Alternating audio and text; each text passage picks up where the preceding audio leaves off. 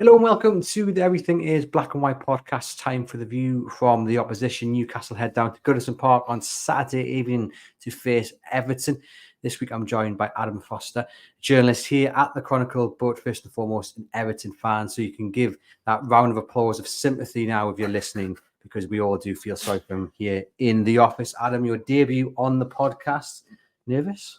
Or more nervous for the game? Well, probably more nervous for the game, yeah, given how we've started. But no, looking forward to the podcast. Looking forward to having a good conversation. Yeah, I'm looking forward to getting a bit of insight into Everton. I think most Newcastle United fans, maybe when they think about facing Everton, it's become one of those teams which is a bit of a bogey team, especially down at Goodison Park. What's your thoughts when you see Newcastle on that fixture list? And obviously we're talking about them travelling to Goodison on Saturday. I mean, your instant thought, is it a winnable game for Everton? I think given the way the two clubs have started, so obviously we had 4 defeats in a row. We drew with Leicester, and then we finally picked up our first victory against Palace. We've had contrasting fortunes, but whenever I look at it, I think, especially at Goodison, I look at any game at Goodison as a winnable game. Especially a night game, Goodison can be a fortress. So just hope that atmosphere will carry us over the line like it did last season. You mentioned there the win over Palace, the first win of the season. And it seems with the speculation that Everton are going to be sold, that Sean Dyche is sort of fighting for his job. So that win was very important. Not only was it the first win of the season, but it maybe sent a little bit of a message out. But if we take away the 2 magic moments from Dwight McNeil and you actually look at the game itself, especially the first half, Everton were not very good at all. What are their main weaknesses that Newcastle can get at? To be honest, there's probably a lot. But to be fair, I think having Jared Brantwaite back is a big plus for Everton. The defence had looked absolutely. We had the 4th best defence last season, and you look at how many goals we've conceded this season so far. I just think having Brantwaite in the team, we look a more solid outfit. But we've looked very susceptible from set pieces, which has been a bit of a shock to me, because I think last season we were, very good at defending set piece. We're good at attacking set piece. We've got no problem with that. You look at the stats from, I think we're only behind Arsenal in the set piece table in terms of goals scored. But especially this season, we've looked absolutely shocking from set pieces. You look at the Palace goal at the weekend. It was a short corner, but it's like it was that second ball. So Lacroix beat, I think it was Decore at the back post, and Gay turned it in. I just think that's an area that Newcastle will be able to target, especially with the height that Newcastle have. It is a little bit strange that you mentioned the issue with defending set pieces, because you've got quite a tall back line. Tarkowski, who's maybe a little bit fortunate enough to get sent off against Palace. He's a tall guy, and you've got other big defenders where you think you should be okay defending those set pieces. But it's going to be interesting. I think Newcastle United probably don't make the most of the height in their team, and that's probably one of the biggest criticisms. That often the corner or the free kick doesn't beat the first man, and it can be very, very frustrating. But what will that win over Palace do for the mood in the camp? Because we're talking about it being more than just the first win of the season. We're talking about what it means to Sean Dyche with all the speculation. I mean, Sarri was linked to the job. The takeover hasn't even been complete yet. So, he'll not be immune to the noise in the background. He needed that win. But will that pressure and will that speculation about his job be affecting his day-to-day kind of role, task within preparing for Saturday? I don't think so. I think you look at the type of guy that Dyche is. He's just gets down to work. He just gets the job done. You look at the job that he's done since he's been at Everton for 2.5 years now. I don't think it's 2.5 years. Actually, I think it's about 20 months. But anyway, you look at the job that he's done. He's just got on with it. There's been loads of background noise with points deductions, takeover, whatever. But I think it will give him a lift. Because the thing is, we have played well. There's only been a couple of, I think the Tottenham game and first half against Palace were probably the only exception. Just look at the first game against Brighton. We could have been 2 or 3 up at half time. And it was just like, it seemed to be getting into the story again of not taking our chances. But now it's like the opposite. Like I said, we've started taking chances and we are scoring. It's just keeping chances out at the other end. I think looking from the outside in, obviously you've just kind of put my next point a little bit to bed, but looking from the outside in, there seems to be that speculation over his future, and you would think if is he in one bad performance and one thrashing away from the fans turning? But is that not the case? Are most fans saying, even if this takeover goes through, we still want Sean Dyche to be given a chance? To be honest, I think a lot of fans, especially on Twitter, I mean, you'll know what fans like on Twitter, but a lot of fans just love jumping on anything that he says, and they'll try and spin it in a negative way. And I don't think that's fair on Dyche at all. So, but I do think he is always one bad result, even though we've just beat Palace. If we lose on Saturday in a manner that's like we did 2 seasons ago when we got beat 4-1, if we lose in that type of manner, there'll be fans clamouring for him to go on Twitter. You'll just have to look on Twitter and it'll just be, Dyche doesn't know what he's doing. Dyche isn't this, Dyche isn't that. But what's it like on the terrace? Because especially with the Newcastle United fan base, what it's like on social media isn't always what it's like actually on the terraces and on the stands. Is that the same for Goodison? I mean, where I sit, I sit in the family enclosure at Goodison, so there's kids about, so people can't be, what's the word, like, too vocal in their disapproval of Dyche. But there has been times where people have come down, because we're the family enclosure, you can come down the back. There's been people who've come down the back and shouted abuse at him, saying, you don't know what you're doing, why aren't you making any subs? So I do think in terms of in the ground, there is a group of fans or a section of fans who will be like that. You look at the substitution against Southampton in the Cup, he took off our only striker and brought on Ashley Young. Now, that was greeted by boos, but it wasn't boos directed to Ashley Young, it was boos directed to his substitutions, because he was taking off our only striker, essentially our only focal point.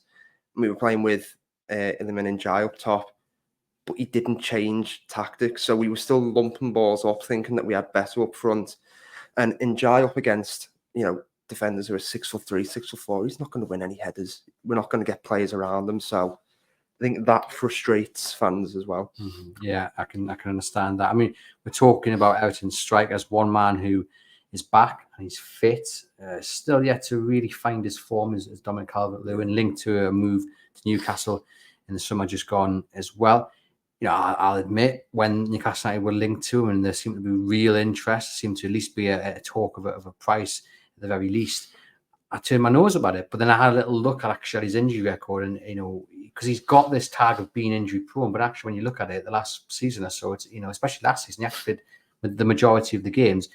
He still splits opinion when it comes to Newcastle fans and whether they take him or not. What is the opinion of Everton fans? Is he liked there? Is he rated?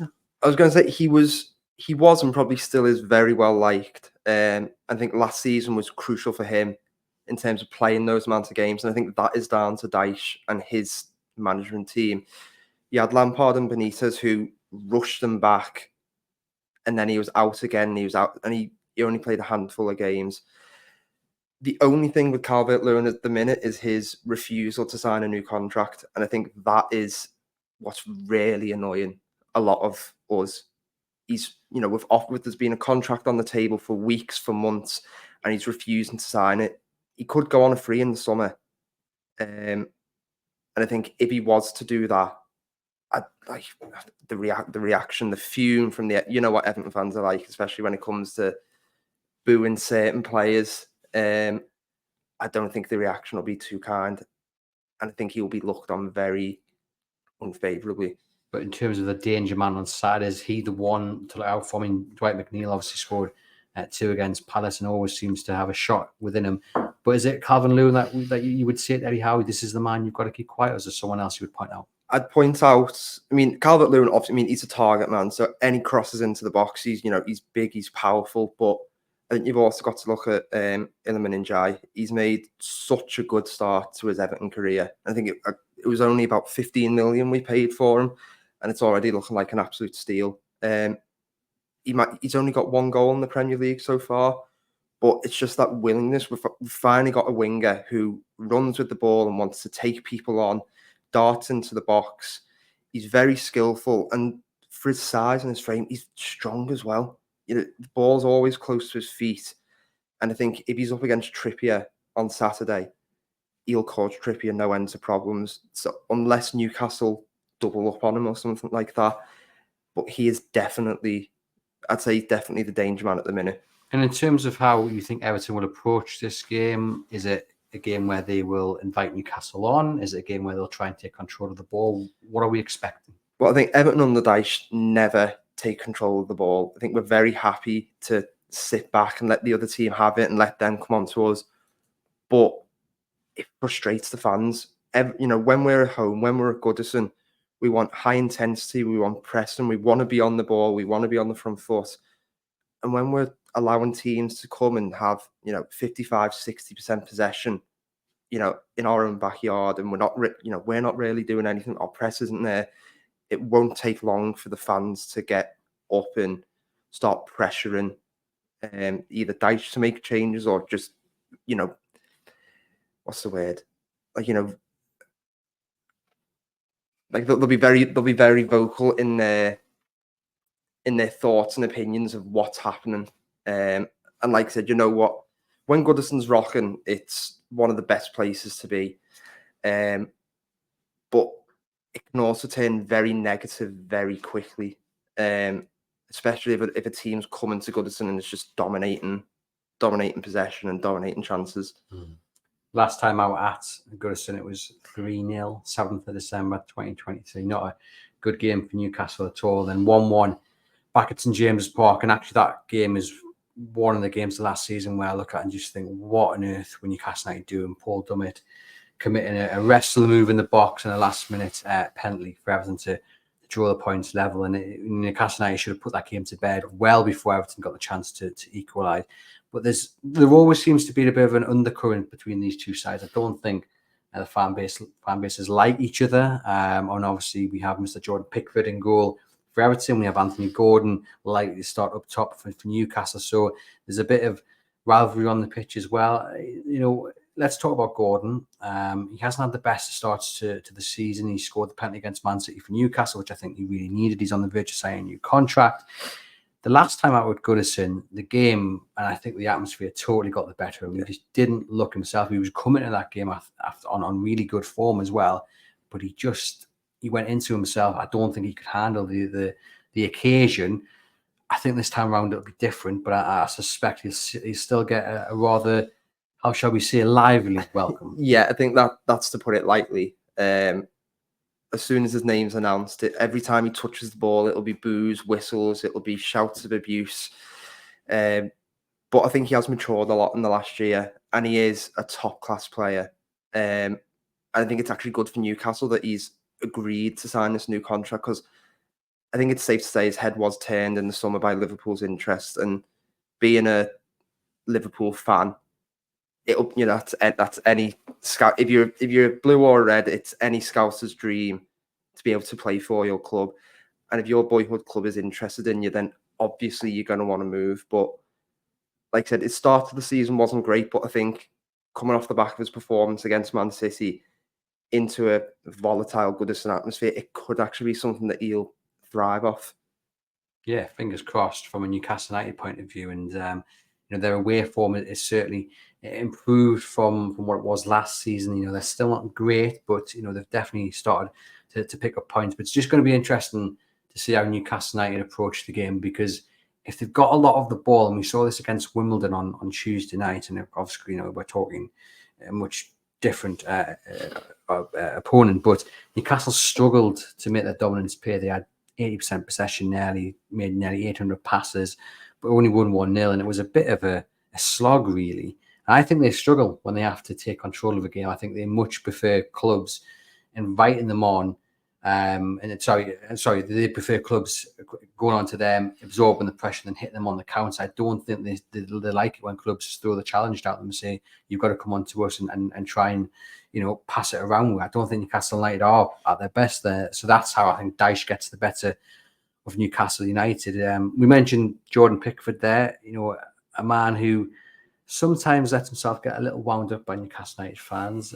What do Everton fans think about Pickford when he faces Newcastle? Because they always go back to that 3-2 defeat up here at St James's Park, where he should have been sent off for a tackle on Rondon. He then saves the penalty, and as he goes down the tunnel, he lets the fans get the better of him. He starts gesturing to them, comes out, makes a total mess of at least two of the goals Newcastle scored, before the third went in. Do Everton fans get a little bit frustrated at the fact that he does tend to let Newcastle fans wind him up?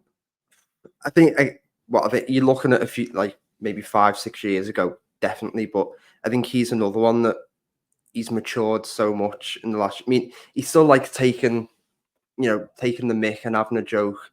You look at the 3-0 last season when I think it was towards the end of the game.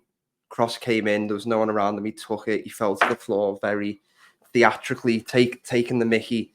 But I think he's one of those, he can have it both ways. He can take the banter, shall we say, the banter and the abuse, but he can give it back.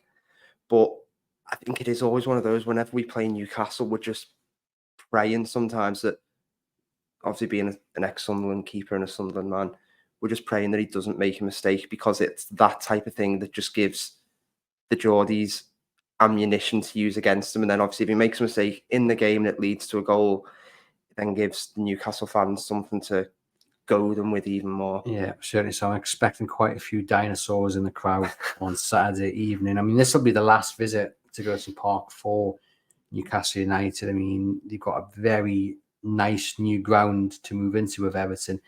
Does that put pressure on Everton this season? Obviously, they just survived last season. It's been, let's be honest, a few seasons of last-minute survival. It's been a slog. Yeah, say that. Yeah, and you don't want to go down the Championship with this 700-800 million pound stadium. Does that apply extra pressure to Sean Dyche and the players because they've got that going on in the back of their minds?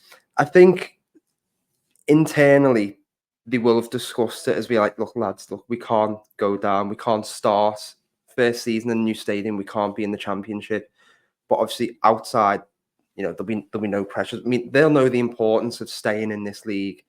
Because you also got, financial wise as well. Staying in this league is a huge incentive financial wise. But I don't think we'll be in any trouble this season. I think it'll be another maybe 14th, 15th finish. I think it'll be a steady season.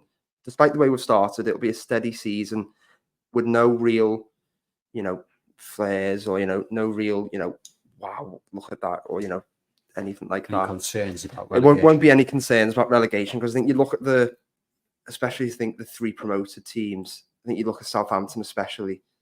They've looked very poor. We should have beat a very poor Leicester side. We play Ipswich in the next couple of weeks too. You look at how Wolves have started. I mean, Man United aren't going to be in a relegation battle, but you look at you look at the start they've made, and I saw a stat that we've actually picked up more points than them in the last 15 Premier League games. I think we'll be fine. There will be that added pressure, that little bit of added pressure about the moving to the new stadium, because obviously we as fans as well don't want to start this new era of Everton Football Club in the Championship, because we'd be the type of club that would go into the Championship and it'd take us an absolute 8. We wouldn't bounce straight back. We'd either do a Villa and get stuck for a couple of seasons, or knowing Everton would do a Sunderland and go down to League One. So it's going to be an interesting season because, like you said, you certainly don't want to be playing in the Championship in this brand spanking new stadium. In terms of then Everton's biggest weakness, what is it? What can Eddie Howe exploit? We've mentioned the set pieces and the inability to defend corners and what have you. Is there anything else that springs to mind that Newcastle can look to exploit on Saturday? To be honest, I think, like you said, I know you said it's not really where Newcastle are best at, but I think if Newcastle dictate possession, that'll get the crowd restless, for want of a better word. The crowd will be, voicing, they'll be wanting us to press, they'll be wanting us to hit hard, they'll be wanting to do that. If Newcastle are able to do that, take the sting out of the game, then also take the sting out of the fans as well, I think that'll work really well in their favour. I think our midfield as well has been a point of contention as well. There's always gaps in our midfield. I think if you've got the likes of Bruno who can spot a pass from, a million miles away, you've got like a workhorse like Joe Linton who'll constantly run and tackle and, do whatever to win the ball. I think that could be the midfield battle could be a really key area, and it'll be interesting to see how we actually set up, because I've always set up in like a 4-2-3-1. I think is Newcastle more of a 4-3-3. Is that right? Yeah. Yeah. So it'll be interesting to see if we either go man for man and we decide to go for a 4-3-3, or we do stick with that with the two defensive midfielders. But I certainly think that's another area that Newcastle could exploit on the night. In terms of Everton's main strength, what is it that Eddie Howe has to stop? Set pieces. I think needless corners, fouls outside the box. Not so much from shooting range, but I think when you've got someone like Dwight McNeil and Jesper Lindstrom as well, who can deliver, as you know, cracking ball into the box, they've got to stop that. I think we tend to over rely on set pieces for goals. So I think if Newcastle can stop any silly fouls in and around the box, they can limit the amount of corners. In terms of from open play, I think many Everton fans will agree we're not that great from open play. So if you can stop set pieces, corners, I think that'll be something that could potentially help Newcastle get something out of the game. And in terms of the Newcastle United player that you're most fearing on Saturday, I mean, most people pick Alexander Isak, but he's not going to be available. So is there someone else that springs to mind for you? I just think, given the start that he's had, Harvey Barnes, whether it's off the bench, whether he's starting, like I said, his goals this season speaks for itself. He's fast, he's direct, and I think when you've got someone like Ashley Young, who is always one foul away from a booking, I think if Harvey Barnes was up against a 39-year-old Ashley Young and he's constantly getting at him, I think that'll be a big worry. So that's something if I was Eddie Howe, I'd just say get the ball to whoever's going to be facing Ashley Young, because we don't know if he's going to be starting at left back or right back given our full back problems this season. I'd just say get the ball and just run at him, because he's bound to at least pick up a booking, and then he's walking a tightrope for the rest of the game then. Yeah, I'm sure Eddie Howe's got that down in his game plan. All that remains to be done then, Adam, is to get your score prediction. How is Saturday going to go? I think it'll be a closer game than previous seasons at Goodison. I don't think it'll be another 3-0 or a 4-1. I've got to back Everton, haven't I? So I'll go for a 2-1 victory. 2-1. Okay. Yeah, I mean, I think it'll be a close game. I'd like to think Newcastle United should be winning, but I think the performance against the FC Wimbledon, despite all the changes, it was a nasty bump back to earth after the highs of the 1-1 draw against City. Goodison's just one of those horrible grounds that Newcastle always seem to struggle at. There was a stat actually that I've got here which shows you just how bad they are when they go down to Merseyside to face Everton. And Everton have lost just 3 of their last 20 Premier League home games against Newcastle, winning 12, drawing 5. Though 2 of those defeats have come across the last 4 such meetings, but obviously we have that 3-0 defeat from last season still in our minds. I'm going to go for a draw. I'm going to go for a 2-2 draw. 2-2. 2-2 draw. So long as Newcastle don't lose, I'll take the point. I would love all 3, but I am going to go for a score draw. 2-2 on Saturday. Thank you to Adam for making his debut on the podcast. Thank you for having us. No, it was great. Thanks for having us. It's very, very, very, very welcome. To you guys watching, listening, you know what to do. Hit thumbs up, give us a subscription on the channel, leave us a rating and review on the podcast channel. Thank you, as always. Head over to chroniclelive.co.uk for all the latest Newcastle United news, including Eddie Howe's press conference on Friday morning. And for myself, I'll see you guys next week.